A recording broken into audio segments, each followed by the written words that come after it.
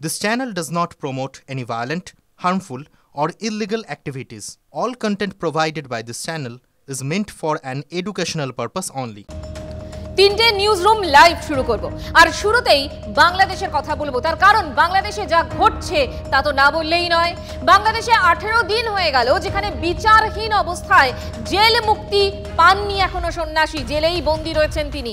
চিন্ময় প্রভুর শরীর ভেঙে পড়েছে। গতকাল আমাকে দেখেই কান্নায় ভেঙে পড়েন তিনি। একথা কে বলছেন?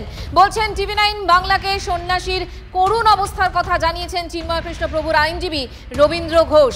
একই সঙ্গে তিনি জানালেন যত দ্রুত সম্ভব চট্টগ্রাম আদালত থেকে চিন্ময় প্রভুর মামলা হাইকোর্টে নিয়ে যাওয়ার চেষ্টা করছেন তিনি। তার বক্তব্য এক্সক্লুসিভ শুনুন। চিন্ময় প্রভু ওনার স্বাস্থ্যটা প্রায় ভেঙে গেছে। তাদেরকে বলেছিলাম ওনার সঙ্গে আমার একটা ছবি আমি তুলেছিলাম, ছবিটা ওনারা রেখে দিয়েছে জেল কর্তৃপক্ষ। আর উনি যখন আমার সঙ্গে কথা বলছিলেন উনি কান্না বিজড়িত কণ্ঠে, ওনার চোখে আমি জল দেখেছি। ওই চোখে জল দেখে আমার চোখে জল এসে গেল। আমি কিছু বাকরুদ্ধ হয়ে গেলাম যে ওনার প্রতি কেমন আচরণ করছে। জিজ্ঞাসা করলে উনি বলছেন আমার সঙ্গে এখানে ভালো আচরণ করছে, কারণ অফিসাররা সামনে দাঁড়িয়ে আছে, ওনারা ওখান থেকে সরবেন না। উনি কি বলে সেগুলো আবার রেকর্ড করছে। উনি কোনো মাছ মাংস তো দূরের কথা, নিজে রান্না করে উনি খায় এবং হাফ ভোজন করে। উনি এই অবস্থায় উনি বলছে যে আমার 3 দিন পর্যন্ত আমি কিছু খেতে পারি নাই। তার মানে ওনারা শুধু ওনাদের খানাটা দেয়, ওই যে মানে জেনারেলি যে সমস্ত খাওয়া দেয়, ডাল দিল কিছু, ভাত দিল কিছু, একটু তরকারি দিল, কিন্তু উনি তো ওগুলো খায় না। তো ওনার মানে রিলিজিয়াস যে একটা মোটিভেশন আছে সেটা ওনারা রক্ষা করতে পারে নাই, উনি রক্ষা করতে পারে নাই। আমার পরবর্তী পদক্ষেপ হবে আমি মামলাটা ওই কোর্টে রাখবো না, আমি হাইকোর্টে নিয়ে আসবো মামলাটা, কারণ ওইখানে মামলা করা যাবে না। এই অ্যাডভোকেটরা ওখানকার যারা আছে ওরা মানে আমাদেরকে কাকে ওখানে মানে ফেস করতে দেবে না। রবীন্দ্র ঘোষ, চিন্ময় কৃষ্ণ প্রভুর আইনজীবীর বক্তব্য আপনাদেরকে শোনাচ্ছিলাম। আমাদের সঙ্গে তিনি এক্সক্লুসিভলি কথা বলেছিলেন। এই মুহূর্তে আমাদের সঙ্গে রয়েছেন অখিল ভারতীয় সন্ত সমিতির প্রদেশ অধ্যক্ষ পরমাত্মানন্দজি মহারাজ। মহারাজ, এতক্ষণ আপনি শুনছিলেন আমার সঙ্গে রাজার যা কথা হচ্ছিল। আপনার কাছে আমার প্রশ্ন, যে সত্যি তো চিন্ময় কৃষ্ণ প্রভুর শরীর খুব খারাপ অবস্থায় রয়েছে, 3 দিন তিনি একেবারে কিছু খেতে পারেননি এবং তার যেগুলো খাওয়ার কথা সেগুলো তিনি খেতে পারছেন না।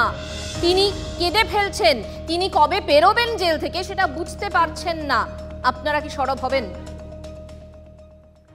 আমরা তো প্রথম থেকেই সরব। আমরা প্রথম থেকে একটা কথাই বলছি, চিন্ময় প্রভুকে নিঃশর্তে জামিনে মুক্তি দিতে হবে এবং তার আইনি লড়াই করবার জন্য যা যা অনুকূল পরিবেশ একটা সাধারণ মানুষ নাগরিক হিসেবে যে আইনি সাহায্য এবং সহযোগিতা পায় সেটা তাকে দিতে হবে। কেননা একের পর এক যা ঘটনা ঘটছে তাতে আমরা আতঙ্কিত। সারা পৃথিবীর সন্ত সমাজ আমরা প্রত্যেকে আতঙ্কিত যে এই নির্মমতা একজন সংখ্যালঘু হিন্দু সন্ন্যাসীর উপর, এই নির্মমতা এর আগে অতি বড় তালিবান সাম্রাজ্যেও দেখা যায়নি। যা আজকে ইউনূস সরকার করছে তার প্রচ্ছন্ন মদত, শুধু প্রচ্ছন্ন বলবো কেন, একদম সরাসরি মদত প্রশ্রয়, তাতে এই রকম জায়গায় আজকে পৌঁছে গেছে বিষয়টা। এটার এখনই অবসান হওয়া উচিত। তার জন্য যা যা পরিস্থিতি করা দরকার তাই করা উচিত। এবং অ্যাডভোকেট ঘোষ যে অকুতোভয় হয়ে এগিয়ে এসেছেন, আজকে আইনজীবী রবীন্দ্র ঘোষ আমাদেরকে জানালেন যেটা, যে চট্টগ্রাম আদালত থেকে তিনি হাইকোর্টে নিয়ে যেতে চাইছেন। আপনার কি মনে হয় যে এতে অন্তত কিছুটা হলেও লাভ হবে? ইমিডিয়েট চট্টগ্রাম থেকে অন্তত কেসটাকে সরিয়ে নিয়ে আসা দরকার এবং উচ্চতর আদালতে নিয়ে যাওয়া হোক, হাইকোর্টে নিয়ে যাওয়া হোক, দরকার হলে এটাকে সুপ্রিম কোর্টে আপিল করা হোক। যেভাবে করলে একজন মানুষ হিসেবে তার যথাযথ মর্যাদা পায় এবং ন্যায় বিচার পায়, সেই দিকে আমাদের দৃষ্টি দিতে হবে।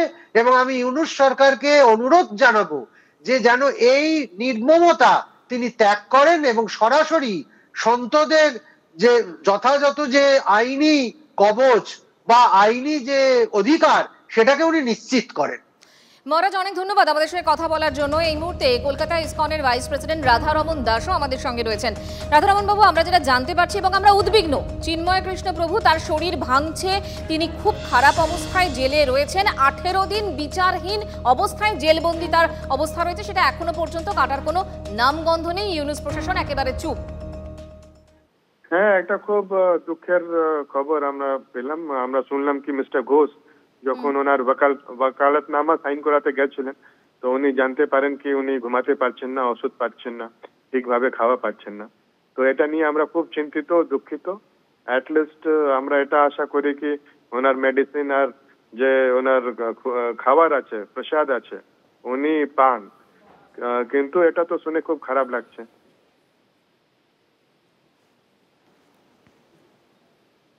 হ্যাঁ, গভর্নমেন্ট অফ ইন্ডিয়া তো ট্রাই করছে। আমরা দেখলাম কি কিছুদিন আগে যে ফরেন সেক্রেটারি ছিলেন উনি নিজে গিয়ে ওখান থেকে কড়া বার্তা দিয়েছিলেন। আমরা কালকেও বাইডেন অ্যাডমিনিস্ট্রেশন কালকে আমেরিকা থেকেও বলা হয়েছে কি যদি মাইনরিটিজ উপরে কিছু হয় তাহলে ওর দায়ীটা হবে ইন্টারিম গভর্নমেন্ট। তো পুরো বিশ্ব, গোটা বিশ্ব এটা নিয়ে চিন্তিত আছে, বলছে। ব্রিটিশ পার্লামেন্টেও এমপিরা বলছেন। কিন্তু যে গভর্নমেন্ট করবে এটা হচ্ছে ইন্টারিম গভর্নমেন্ট অফ বাংলাদেশ। আমরা এটাই হাত জোড়ে নিবেদন করি কি এটা যেটা হচ্ছে ওটা তাড়াতাড়ি থামানো দরকার। রাধারমন বাবু, আপনাকে অনেক ধন্যবাদ। রাজা, তোমাকেও ধন্যবাদ।